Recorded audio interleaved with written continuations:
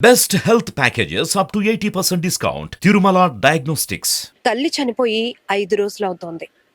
కుళ్ళిన వాసనొస్తోంది. అయినా ఆ కన్న కొడుకుకు ఏమీ తెలియలేదు.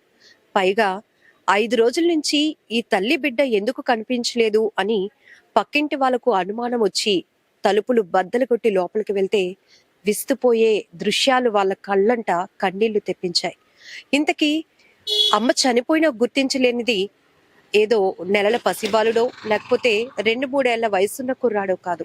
27 సంవత్సరాల శరవణ కుమార్. పైపెచ్చు స్థానికులకే కాదు, వచ్చిన పోలీసులకు కూడా ఏమైంది అని అడిగితే అమ్మ పడుకుంది అని చెప్తున్నాడు. ఎందుకు ఇంత అమాయకత్వం అంటే ఆ అబ్బాయి మానసిక పరిస్థితి బాలేదు అనేది అప్పుడు పోలీసులకు అర్థమైంది.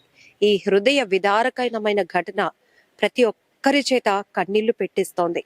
విశాఖ పెదవాల్తేరు జంక్షన్ సమీపంలో ఉన్న కురుపాం టవర్స్ లో 2nd ఫ్లోర్ లో ఫ్లాట్ నెంబర్ 206 లో ఇనగంటి శ్యామల గారు అలాగే ఆమె కుమారుడు 27 సంవత్సరాల శరవణ కుమార్ కలిసి ఉంటున్నారు. శరవణ కుమార్ తండ్రి సుబ్రహ్మణ్యం గత కొన్నేళ్ల క్రితం చనిపోవడంతో అంతకుముందు ఈ అబ్బాయి గీతం యూనివర్సిటీలో బీటెక్ చేశాడు. అలాగే బెంగళూరులో 2 సంవత్సరాల పైనే అక్కడ పని చేయడం జరిగింది. తండ్రి చనిపోయిన తర్వాత తల్లి దగ్గరే తను విశాఖ వచ్చేసి ఉంటున్నాడు. అబ్బాయికి అయితే 27 ఇయర్స్. అయితే 5 రోజుల క్రితం ఆమె ప్రస్తుతం ప్రాథమికంగా అందిన సమాచారం మేరకు పోలీసులు గుర్తించినటువంటి విషయాల మేరకు ఇన్ఫర్మేషన్ ఇవ్వడం జరుగుతోంది. 5 రోజుల క్రితం ఆ తల్లి శ్యామల గారు గుండెపోటుతో చనిపోయారు. కూర్చున్న చోటే కూర్చున్నట్టు కుప్పకూలి పడిపోయినటువంటి దృశ్యాలు ప్రతి ఒక్కరి కళ్ళంట కన్నీళ్ళైతే తెప్పించాయి. అయితే ఆ సమయంలోనే ఇంట్లో ఎవరూ లేరా, అందుకని గుర్తించలేదా అనుకుంటే కాదు. ఆమెతో పాటు 27 సంవత్సరాల వయసున్నటువంటి శరవణ కుమార్ అంటే కొడుకు కూడా ఉంటున్నాడు అదే ఇంట్లో. తల్లి చనిపోయింది, ఆ మృతదేహం కుళ్ళిపోయింది, స్మెల్ వస్తోంది అని కూడా అబ్బాయి గ్రహించలేని స్థితిలో ఉన్నాడంటే ఎంత దయనీయమైన పరిస్థితి. ఆమె సోఫాలో అలా కూర్చున్నట్టే ఉన్నారు. ఒక టీపాయ్ దగ్గర మెడిసిన్స్ అన్ని కనిపిస్తా ఉన్నాయి. అయితే 5 రోజుల నుంచి ఈ తల్లి శ్యామల కొడుకు ఎందుకు కనిపించటం లేదు, దీంతో పాటు చుట్టుపక్కల ఉన్న ఫ్లాట్స్ కి సంబంధించి వాళ్ళకి ఒక భరించలేనంత దుర్వాసన వస్తోంది. దీంతో ఒక్కసారిగా వాళ్ళందరికీ ఒక డౌట్ రావటంతో ఇమ్మీడియట్ గా 3 టౌన్ పోలీసులకు ఇన్ఫర్మేషన్ ఇచ్చారు. ఇంకా ఆ దుర్వాసన భరించలేక ఒక్కసారిగా అందరూ ఫోర్స్ఫుల్ గా తలుపులు బద్దలు కొట్టి లోపలికి వెళ్ళేటప్పటికి వినడానికి మనకే అంటే ఈ సంఘటన వింటుంటే మనకే గుండెల్లో బాధ, తెలియకుండానే కన్నీళ్ళు వస్తున్నాయి. అలాంటిది చుట్టుపక్కల ఉన్న వాళ్ళు ఒక్కసారిగా మిగతా ఫ్లాట్స్ వాళ్ళు లోపలికి వెళ్ళి చూసేటప్పటికి పోలీసులు కూడా ఈవెన్ వాళ్ళు కూడా షాక్ అయిపోయారు. ఆ తల్లి పూర్తిగా అయితే ఆమె మృతదేహం కుళ్ళిపోయింది, బ్లడ్ అంతా కారుతున్నట్టు అక్కడ ఉన్నటువంటి దృశ్యాలు కనిపించాయి.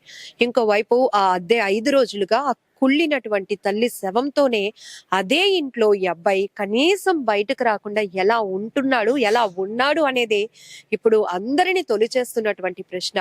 అయితే ఇమీడియట్ గా 3 టౌన్ పోలీసులు తన కోసం ఏమైంది, మీ అమ్మగారు చనిపోయారు కదా అంటే లేదు అమ్మ పడుకుంది అని సమాధానం చెప్పడంతో ఒక రకంగా డ్యూటీలో వాళ్ళు చాలా స్ట్రాంగ్ గా ఉన్న పోలీసులు కూడా పోలీసుల కంటే కన్నీళ్లు తెప్పించినటువంటి పరిస్థితి ఈ ఉదయం చోటు చేసుకుందని చెప్పొచ్చు. ఇమీడియట్ గా వాళ్ళ కోసం ఇన్ఫర్మేషన్ తెలుసుకొని బెంగళూరులో ఉన్నటువంటి బంధువులకైతే 3 టౌన్ పోలీసులు సమాచారం ఇచ్చారు. వాళ్ళు ఈ ఈవినింగ్ రావడం జరిగింది. మృతదేహాన్ని ఇమీడియట్ గా కేజీహెచ్ పోస్ట్ మార్టం నిమిత్తం కూడా తరలించడం జరిగింది. అక్కడి నుంచి వాళ్ళది ఏదైతే సొంతూరు గుంటూరు అని తెలుస్తోంది. గుంటూరులో ఒక విలేజ్. అయితే 10 ఏళ్ల క్రితమే ఈ కుటుంబం వైజాగ్ వచ్చింది. ఇక్కడ పెదవాల్తేరు జంక్షన్ కురుపాం సర్కిల్ లో ఉన్నటువంటి కురుపాం టవర్స్ లో 2nd ఫ్లోర్ 206 ఫ్లాట్ లో వీళ్ళు ఉంటున్నట్టు కూడా ప్రైమరీగా మనకు అందినటువంటి ఇన్ఫర్మేషన్. ఏదేమైనా చాలా చాలా బాధాకరం. ఈ మధ్య మనం చూస్తున్నాం వృద్ధాశ్రమాల్లో కూడా తల్లిదండ్రులు నిజానికి వాళ్ళ జీవితం అంతా పిల్లల కోసం ఎఫర్ట్స్ చేసి వాళ్ళు బాగా చదువుకోవాలి, తర్వాత వాళ్ళకి మంచి భవిష్యత్తు ఇవ్వాలి, అవసరమైతే మా పిల్లలు చాలా గొప్పగా స్థిరపడ్డారు అని చెప్పుకోవడానికి వేరే ఇతర ప్రాంతాలకు కూడా పంపించి మురిసిపోయినటువంటి తల్లిదండ్రులు ఉన్నారు. అలాంటి సందర్భంలో గతంలో మీకు గుర్తుండే ఉంటుంది, ఒక కొడుకు కూతురు ఉన్నటువంటి తల్లిదండ్రులు ఒక కుటుంబంలో వాళ్ళు తీవ్రమైన ఆవేదనకు గురవటం, మేము చనిపోతాము అని లెటర్ రాయటం. ఎందుకంటే పిల్లలు ఉన్నా కూడా మేము ఒంటరి వాళ్ళమైన పరిస్థితిని ఎదుర్కొంటున్నాం. దీన్ని జీర్ణించుకోలేకపోతున్నాం. అందుకే చనిపోతున్నామని. ఇలాంటివి అనేక రకాలుగా ఇలాంటి సంఘటనలు వెలుగు చూసినప్పుడు ప్రతి ఒక్కరు కళ్ళంట కన్నీళ్ళైతే రావడం, ఆహ్, కళ్ళంట కన్నీళ్లు తెప్పించే సంఘటనలు. అలాగే వృద్ధాప్యంలో ఉన్నటువంటి తల్లిదండ్రులు బానే ఉన్నారు అని మనం అనుకుంటున్నాం. కానీ వాళ్ళకి ఏం జరుగుతుందో కూడా తెలియలేని పరిస్థితి. దానికి ఎగ్జాంపుల్ కూడా ఇదిగో ఈరోజు విశాఖలో చోటు చేసుకున్న ఈ విషాద ఘటనే. ఎందుకంటే ఆ కొడుకు మానసిక పరిస్థితి బాగుండుంటే, ఒకవేళ ఆ తల్లికి అనారోగ్యం వచ్చినప్పుడు ఇమీడియట్ గా అబ్బాయి అలర్ట్ అయ్యి ఉండేవాడు. పక్కన చుట్టుపక్కల ఫ్లాట్ లో ఉన్న వాళ్ళకి ఇన్ఫర్మేషన్ ఇచ్చి ఉండేవాడు. ఇమీడియట్ గా వాళ్ళ హాస్పిటల్ కి తీసుకువెళ్లి ఆమెను బ్రతికించుకునే పరిస్థితి అయినా ఉండేది. కానీ అబ్బాయికి మానసికంగా ఆ అబ్బాయి చాలా డిస్టర్బెన్స్ లో ఉన్నాడు అని తెలుస్తోంది. బట్ ఈ హిస్టరీ చూస్తే గనుక అబ్బాయి బీటెక్ వరకు చదువుకున్నాడు. Age 27 years. అలాగే అబ్బాయి బెంగళూరులో కూడా పని చేసి వచ్చాడు. అయితే మనం కురుపం టవర్స్ కి వెళ్ళి అక్కడ ఉన్నటువంటి చుట్టుపక్కల ఫ్లాట్ వాళ్ళు ఎవరు మాట్లాడడానికి ఇష్టపడటం లేదు. కానీ అక్కడ ఉన్నటువంటి వాచ్మెన్ వాళ్ళు ఇచ్చిన ఇన్ఫర్మేషన్, అబ్బాయి ఎక్కువగా ఎవరితో మాట్లాడు, అసలు ఎక్కువగా ఏదో కంప్యూటర్ ముందు ఉంటాడండి, ల్యాప్టాప్ అది చూసుకుంటూ ఉంటాడు, వాళ్ళ అమ్మతోనే తప్పితే ఎవరితో మాట్లాడు అని. ఎస్, ఇలాంటి సైకలాజికల్ ఇష్యూస్ కూడా మనం అనేక సందర్భాల్లో సైకాలజిస్టులు కూడా డిస్కస్ చేసిన పరిస్థితులు మనకు తెలుసు. ఒక అబ్జర్వేషన్, చుట్టుపక్కల ఏం జరుగుతోందన్న అబ్జర్వేషన్ చుట్టుపక్కల ఉన్న వాళ్ళకి ఉండాలి. పక్కింట్లో ఒక్కొక్కసారి వాళ్ళు ఒక డేస్ పాటు కనిపించకపోయినా, ఎందుకో వాళ్ళు ఒక ఒంటరితనం ఫీల్ అవుతున్నట్టు ఉన్నా, ఇలాంటివి ఏదైనా గమనిస్తే అట్లీస్ట్ వాళ్ళతో వెళ్ళి మనం పలకరించి ఏం జరిగిందో తెలుసుకునే ప్రయత్నం చేయడం వల్ల వాళ్ళు ఒక మూడ్ నుంచి బయటకు వస్తారు. అలాంటి పరిస్థితులు కూడా ఉంటాయని సైకాలజిస్టులు కూడా అనేక సందర్భాల్లో అవేర్నెస్ కల్పించిన సందర్భం. ఇక్కడ కూడా మనం ఒక్కసారి గమనించవచ్చు. తల్లి కొడుకే ఉంటున్నారు. అట్లీస్ట్ ఒక 2 రోజులు పాటు, అంటే బయట ఎలాగో లాక్ చేసి ఉండదు కాబట్టి, డోర్ ఇన్సైడ్ లాక్ ఉంటుంది కాబట్టి, ఎందుకు వీళ్ళు అసలు ఒక 5 రోజుల నుంచి కనిపించట్లేదు అని ఒక ఆలోచన మిగతా వాళ్ళకి వచ్చున్నా కూడా మరి ఇంత ఘోరమైన పరిస్థితి ఉండేది కాదేమో అనే అభిప్రాయం కూడా మరొక వైపు వ్యక్తం అవుతోంది. ఎందుకంటే అట్లీస్ట్ ఇప్పుడు అపార్ట్మెంట్ కల్చర్ వచ్చిన తర్వాత ఒకే అపార్ట్మెంట్ లో 10 ఇల్లులు ఉండడం, అంటే 10 ఫ్యామిలీస్, 10 కుటుంబ సభ్యులు అంటే ఎంత మనకి గ్యాదరింగ్ ఉంటుందో మీ అందరికీ తెలుసు. సో ఇప్పుడు మనం వెళ్ళిన కురుపాం టవర్స్ లో కూడా దాదాపుగా ఒక 20 ఫ్లాట్లు ఉన్నాయి.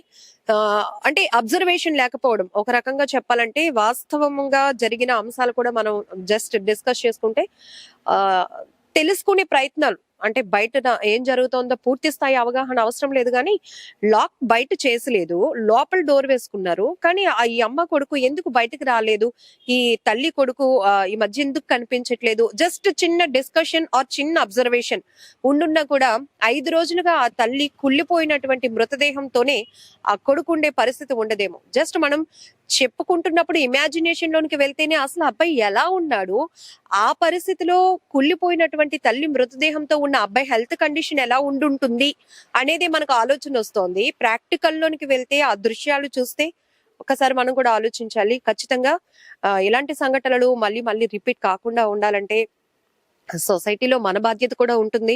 ఈవెన్ సైకాలజిస్టులు కూడా చెప్తున్నారు ఈ మధ్య, చూడటానికి చాలా మంది ఆర్థికంగా చాలా బలంగా ఉన్నప్పటికీ కూడా మెంటల్ గా చాలా వీక్ గా ఉంటున్నారు.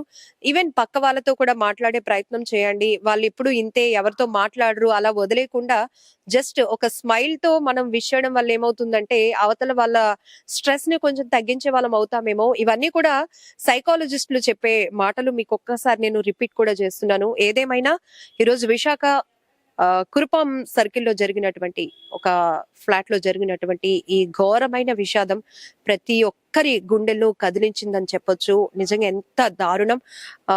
ఈవెన్ ఫోన్ కాల్స్ వాళ్ళకి వచ్చినా ఎందుకు వీళ్ళిద్దరు ఫోన్ ఎత్తట్లేదు అని కొంతమందికి డౌట్ రావచ్చు. లేకపోతే అపార్ట్మెంట్ లో వాచ్మెన్ వాళ్ళు ఉంటారు, అసోసియేషన్స్ ఉంటాయి, ఒకసారి వెళ్ళి చూడండి, ఎందుకో మా వాళ్ళు గత 4 రోజుల నుంచో 5 రోజుల నుంచో ఫోన్ కూడా లిఫ్ట్ చేయట్లేదు. ఇలాంటి జనరల్ డిస్కషన్స్ వచ్చినా కూడా ఇలాంటి ఘోరమైన సంఘటనలు మనం చూడకుండా ఉంటామేమో అని అనిపిస్తోంది.